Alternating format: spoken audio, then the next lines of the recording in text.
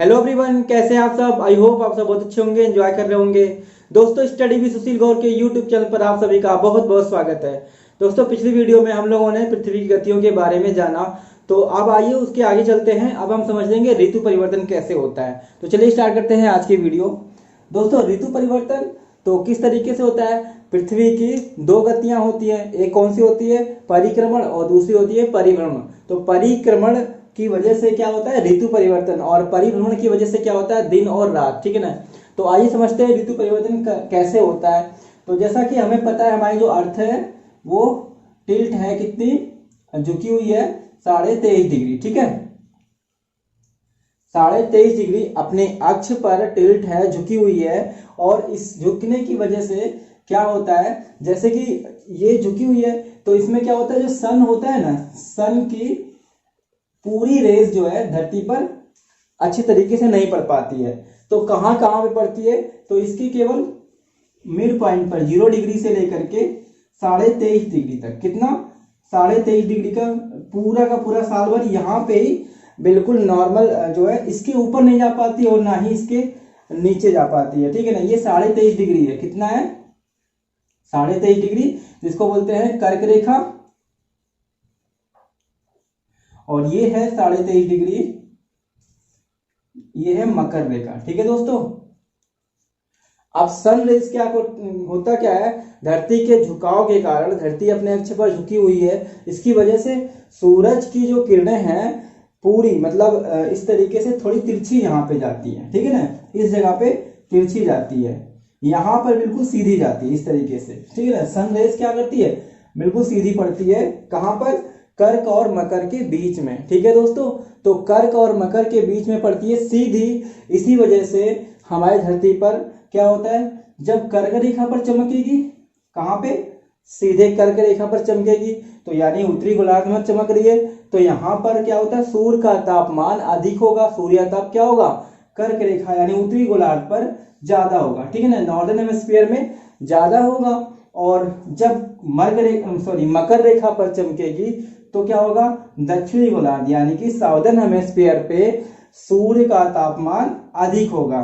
जब southern hemisphere में यानी कि दक्षिणी गोलार्ध में ज्यादा, यहाँ पर टेम्परेचर ज्यादा होगा, तो जाहिर सी बात है कि जो है 0 डिग्री से नॉर्थ की तरफ, ठीक है ना, टेम्परेचर धीरे धीरे क्या होता है, कम होगा। क्यों होगा कम, क्योंकि यहाँ पे सूरज की रोशनी पूरी तरीके से अच्छे से पहुंच नहीं पाती है, तिरछी पहुंचती है। इस वजह से यहाँ पर क्या होता है, ये धरती के इस वाले पार्ट पर टेम्परेचर कम रहता है और सर्दी का मौसम होता है, और इधर क्या होगा, गर्मी का मौसम।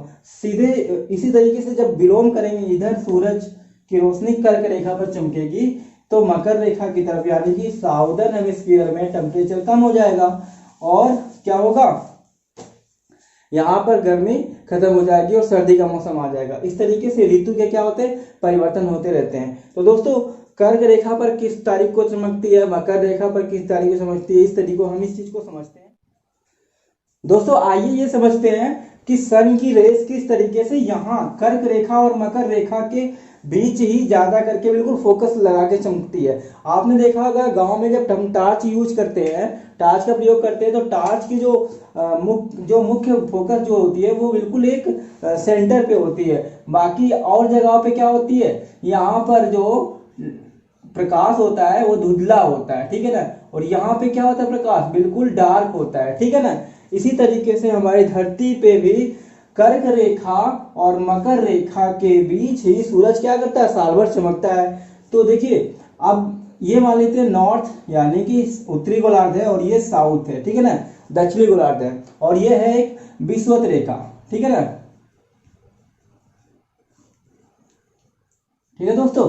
तो विषुवत रेखा, तो अब जो होता क्या है, कर्क रेखा पर 21 जून को, कब, 21 जून को, ठीक है ना, कर्क रेखा पर 21 जून को सूरज क्या करता है, बिल्कुल सीधे चमकता है। और जब सीधे चमकेगा तो जाहिर सी बात है, यहाँ पर दिन क्या होगा, बड़ा होगा, और रातें क्या होगी, छोटी होंगी। तो सबसे बड़ा दिन जो है 21 जून को होता है। ठीक है ना। और इस तरीके से अब सन क्या होती है, सन की धरती क्या होती है, हर 6 महीने में उत्तरी गोलार्ध और दक्षिणी गोलार्ध के हिसाब से इस पे सूर्य तप पड़ता रहता है। धीरे धीरे ये बेंड होती जाएगी और सन की रोशनी धीरे धीरे धीरे धीरे धीरे कहाँ पे आ जाएगी, विषुवत रेखा पे आ जाएगी। और जून के बाद जुलाई, अगस्त, सितंबर, कब 23 यानी कि 23 सितंबर को ये क्या हो जाएगा, यहाँ पे सूरज बिल्कुल भूमध्य रेखा पर, विषुवत रेखा पर चमकता है, बिल्कुल सीधे, ठीक है ना। तो पूछता है तो यहाँ पे क्या होगा, जब पूरा यहाँ पे चमकेगा तो जाहिर सी बात है कुछ इस तरीके से यहाँ पे जो है प्रकाश इसका बनेगा, ठीक है ना, इस तरीके से प्रकाश बनेगा। जब पूरी की पूरी धरती में जब बीच में चमकता है तो दोनों तरफ क्या होगा, दिन और रात बराबर होगी। तो पूछता है ना कि कब और कब कब कब जो है दिन रात बराबर होते हैं। तो याद रखिएगा 23 सितंबर। अभी और आते हैं, देखते हैं आगे कब होता है।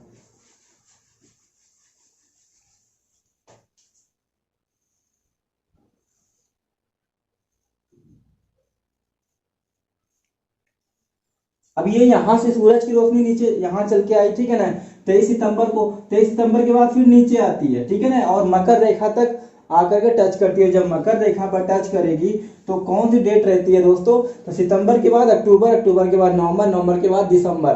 तो कब आएगी, तो यहाँ पे 22 दिसंबर, ठीक है ना, कब 22 दिसंबर को यहाँ पे टच कर देगी, ठीक है दोस्तों। याद रखिएगा 22 दिसंबर को क्या करेगी, यहाँ पे टच करेगी। और इस दिन क्या होगा, यहाँ पर बड़ा दिन होगा, दक्षिणी गोलार्ध में क्या होगा, दिन बड़ा होगा। और यहाँ पे क्या होगा, यहाँ पे रात बड़ी होगी, क्योंकि यहाँ पर सूरज की रोशनी, सूर्य तब कम प्राप्त हो रहा है, प्राप्त होता है पर कम होता है। और इस हिसाब से ये वाला जो पार्ट होगा, यहाँ पर कौन सा मौसम चलेगा, तो यहाँ पर सर्दी का मौसम चलेगा, ठीक है दोस्तों। याद रखिएगा कौन सा मौसम, सर्दी का मौसम, ठीक है। तो 21 जून से 23 सितंबर, 23 से फिर 22 दिसंबर। अब सन फिर वापस होगा, ठीक है ना, वापस जाएगा। और जब इसकी रेस फिर वापस जाएगी तो फिर 22 दिसंबर के बाद, दिसंबर के बाद क्या, कौन सा महीना आता है, जनवरी, फरवरी, मार्च, ठीक है ना। जैसे ही यहाँ पे मार्च में, तो यहाँ पे 21 मार्च, कब, 21 मार्च दोस्तों, याद रखिएगा 21 मार्च। अब यहाँ से फोकस यहाँ पे आया, यहाँ 23 सितंबर तक, 23 सितंबर से 22 दिसंबर, फिर वापस जा रहा है 22 दिसंबर से 21 मार्च। अब 21 मार्च आ गया, फिर 21 मार्च के दिन जब यहाँ पे सूरज आएगा, फिर पूरे दोनों गोलार्धों में दिन और रात क्या होगा, बराबर होगा। तो पूरी धरती पर 2 दिन, एक 23 सितंबर और एक 21 मार्च को क्या होता है, दिन और रात बराबर होती है। अब आपको समझ में आ गया होगा। फिर से ये जून में पहुंच जाएगा 21 जून को, और जब ये 21 जून को पहुंचेगा, हमारे यहाँ क्या होगा, हमारे यहाँ गर्मी होगी, ठीक है ना, क्या होगा, समर चलता है। और इसी को हम क्या बोलते हैं, समर सॉलिस्टिक, ठीक है ना, क्या बोलते हैं, समर सॉलिस्टिक। और या फिर हमको बोलते हैं ग्रीष्म संक्रांति या फिर कर्क संक्रांति, ठीक है ना। तो कोई पूछता है ग्रीष्म संक्रांति, कर्क संक्रांति, तो कब पड़ता है, 21 जून यानी 21 जून को, ठीक है दोस्तों, समझ में आ गया। चलिए अब जब ये यहाँ से यहाँ आएगा, भाई इसकी ड्यूटी लगी है, पूरी जिंदगी यही करता रहता है, ठीक है ना। 21 जून से 23 सितंबर, 23 सितंबर, 22 दिसंबर, 22 दिसंबर से 21 मार्च, 21 मार्च से फिर 21 जून।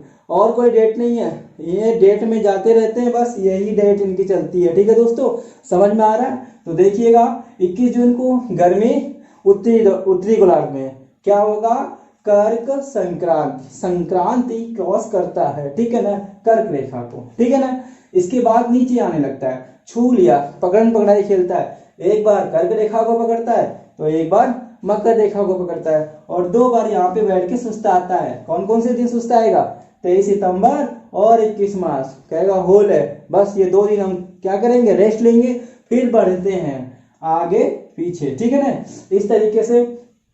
तो यहाँ पे जो ये 23 सितंबर और 21 मार्च है, इस दिन को हम विषु बोलते हैं। कौन कौन से विषु, आप ये बताइए, 23 सितंबर क्या होता है, सर्दी का मौसम होता है तो इसको क्या बोलते हैं, शिशिर, क्या होता है, 23 सितंबर सर्दी के मौसम में शिशिर विषु, ठीक है ना, क्या होता है, शिशिर विषु, ठीक है ना, इस तरीके से विषु, ठीक है दोस्तों, समझ में आ रहा है। चलिए, और मार्च में जो हम क्या मनाते हैं, बसंत पंचमी मनाते हैं ना, ये 21 मार्च को क्या होता है, बसंत विषुव, ठीक है ना, दोस्तों याद रखिएगा, बसंत बिचू बिशु, ये आप बताइए बसंत बिशु क्यों कह रहे हैं? क्योंकि यहाँ पर जब वापस जाता है ना, इधर से सूरज की रोशनी इधर से जाती है, तो यहाँ पे क्या हो रहा होगा उस समय, उत्तरी गोलार्ध में क्या हो रहा होगा, सर्दी का मौसम रहता है। और सर्दी के मौसम में क्या होता है, बसंत का मौसम, सर्दी के बाद बसंत आता है, उसके बाद फिर क्या आता है, फिर तो उसके बाद आता है ना हेमंत वगैरह, सारे जो गर्मी के मौसम आते हैं। तो इस तरीके से जो ऋतु परिवर्तन होता है वो कैसे होता है, आपने समझा अच्छे से। तो चलिए आगे देखते हैं। चलिए दोस्तों आप समझते हैं पृथ्वी के ताप कटिबंध। ताप कटिबंध, हमारी धरती कितने कटिबंधों में, कितने ताप कटिबंधों में बढ़ती है, इस चीज को हम समझेंगे। जैसे जैसे सन का जो तापमान होता है, सन की रेज होती है, सूर्य तक ऊपर या नीचे जाता रहता है, हमारे जो ताप कटिबंध है उसी हिसाब से यहाँ पे डिवाइड है, बांटे हैं, ठीक है ना। तो चलिए देखते हैं। जैसे कि यहाँ पर है कर्क रेखा, ठीक है, और नीचे क्या है, मकर रेखा है, ठीक है, और ये साउथ और ये नॉर्थ, ठीक है ना। तो सूरज की रोशनी जो होती है वो लगभग साल भर इसी कर्क रेखा और मकर रेखा के ऊपर सीधे चमकती रहती है, ठीक है ना, और इसी को छू करके क्या करती है, आती जाती रहती है। तो इस कटिबंध में वर्ष भर क्या होता है, टेम्परेचर मतलब गर्म ही रहता है, ठीक है ना। इसलिए इस तापमान, इस कटिबंध को क्या हम बोलते हैं, तो दोस्तों इसको हम बोलते हैं उष्ण कटिबंध। उष्ण मतलब होता है गर्म, ठीक है ना, उष्ण कटिबंध बोलते हैं, या फिर हम इसको क्या बोलते हैं, ट्रॉपिकल जोन, ठीक है ना। क्या बोलते हैं, ट्रॉपिकल जोन, ठीक है दोस्तों। क्यों, क्योंकि यहाँ पे सूरज की रोशनी क्या लगभग वर्ष भर रहती है। बाकी यहाँ पे तो बिल्कुल तिरछी चलती है रोशनी, क्या होती है, तिरछी। तो लगभग 6 महीने के आसपास यहाँ दिन होते हैं और 6 महीने के आसपास लगभग जो है रातें होती हैं, ठीक है। और इसके जब ऊपर जाएंगे तो हमको क्या मिलेगा, आर्कटिक वृत्त मिलेगा, ठीक है ना। क्या मिलेगा, आर्कटिक वृत्त मिलेगा, और नीचे अंटार्कटिक वृत्त, ठीक है दोस्तों। अब आर्कटिक वृत्त और अंटार्कटिक वृत्त में ना तो ज्यादा गर्मी होती है ना ही ज्यादा सर्दी, क्योंकि रोशनी यहाँ पहुंचती तो है पर बहुत ज्यादा मात्रा में नहीं पहुंच पाती, ताप यहाँ पे बहुत ज्यादा मात्रा में नहीं पहुंच पाता। तो ये दोनों के दोनों यानी कि 0 डिग्री के नीचे 66.5 डिग्री पर अंटार्कटिक वृत्त और इधर आर्कटिक वृत्त, ठीक है ना। यहाँ पर शीत भी होगा और उष्ण भी होगा, गर्मी और सर्दी। तो हम क्या बोलते हैं, शीतोष्ण, ठीक है दोस्तों, शीतोष्ण कटिबंध, ठीक है। इसको हम क्या बोलते हैं, टेम्परेट जोन बोलते हैं। क्या बोलते हैं, टेम्परेट जोन, ठीक है ना, टेम्परेट जोन बोलते हैं दोस्तों, याद रखिए इंग्लिश में इसे बोलते हैं टेम्परेट जोन। अब जस्ट इसके ऊपर दोनों तरफ, नॉर्दर्न पोल साउदर्न पोल, ठीक है, 90 डिग्री तक, इधर भी। तो इसका क्या सिस्टम होता है, यहाँ पे तो 6 महीने दिन ही नहीं होते हैं, तो यहाँ पे बर्फ जाहिर सी बात होगी। अगर दिन हुआ भी तो होता क्या, टेम्परेचर इतना ज्यादा नहीं होता है यहाँ पे कि हमेशा 0 डिग्री से नीचे ही रहता है, ठीक है दोस्तों। तो इसलिए हमेशा जमा रहता है, फ्रोजन रहता है। इसीलिए हम इसको क्या बोलते हैं दोस्तों, इसको बोलते हैं फ्रिज जोन, ठीक है ना। क्या बोलते हैं, ठीक है ना, फ्रिज जोन बोलते हैं, ठीक है दोस्तों। या फिर हम इसको क्या बोलते हैं, शीत कटिबंध। क्या बोलेंगे, शीत कटिबंध, ठीक है दोस्तों। आई होप आपको समझ में आ रहा होगा। वर्ष भर यहाँ पे जो सूरज की रोशनी बिल्कुल सीधे पड़ती है, वजह से क्या होता है, हमेशा गर्मी रहती है, और गर्मी होने की वजह से उष्ण कटिबंध इसको बोलते हैं ट्रॉपिकल जोन, ठीक है ना। 0 डिग्री के दोनों तरफ, ठीक है, कर्क रेखा से मकर रेखा के तक, ठीक है ना, यहाँ से यहाँ तक, कर्क और मकर रेखा तक, जस्ट उसके ऊपर और नीचे दोनों तरफ अंटार्कटिक वृत्त और आर्कटिक वृत्त तक का क्या होता है, कर्क से आर्कटिक और कर्क मकर से अंटार्कटिक। यहाँ पे क्या होता है, यहाँ पे गर्मी और सर्दी दोनों होती है, और गर्मी सर्दी दोनों होगी तो क्या होगा, शीत और उष्ण। तो क्या बोलेंगे, शीतोष्ण यानी टेम्परेट जोन, ठीक है ना, समझ में आ रहा है। इसके आगे जस्ट ऊपर पूरा का पूरा क्या होता है, जमा में रहता है, हमेशा मतलब फ्रोजन रहता है। इसी वजह से हम इसको शीत कटिबंध या फिर फ्रिज जोन बोलते हैं, ठीक है दोस्तों। आई होप आपको समझ में आ रहा होगा। तो दोस्तों अब हम एक बार फिर से रिवाइज कर लेते हैं जो भी हमने पढ़ाया आज का, ठीक है ना। दोस्तों हमने सबसे पहले पढ़ा था ऋतु परिवर्तन।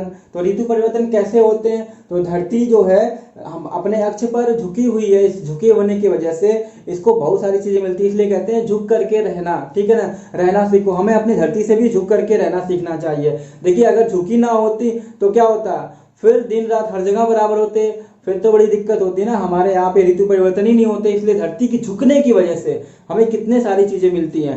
ऋतु परिवर्तन होता है, हमारे यहाँ पे मौसम का क्या हो जाता है, परिवर्तन हो जाता है, ठीक है ना। तो किस तरीके से परिवर्तन होता है हमने पढ़ा था, क्या होता है 21 जो है जून को कहाँ पर चमकती है, यहाँ पर, ठीक है ना। 21 जून को कर्क रेखा पर, और यहाँ पर आती है कितने पे, जून के बाद जुलाई, अगस्त, सितंबर।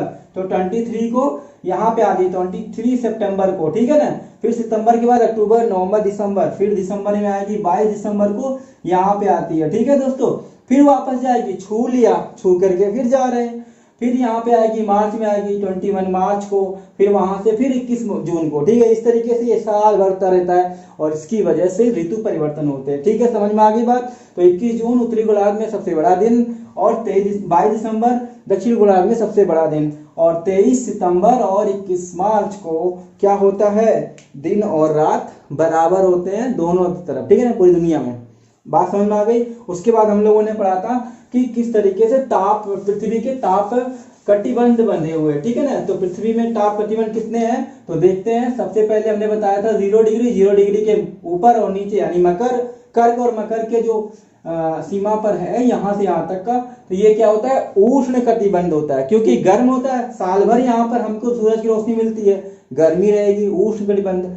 और उसके ऊपर 66.5 डिग्री, यानी कि आर्कटिक और अंटार्कटिक वृत्त, इन दोनों पे क्या होता है, यहां पे उष्ण हो गया,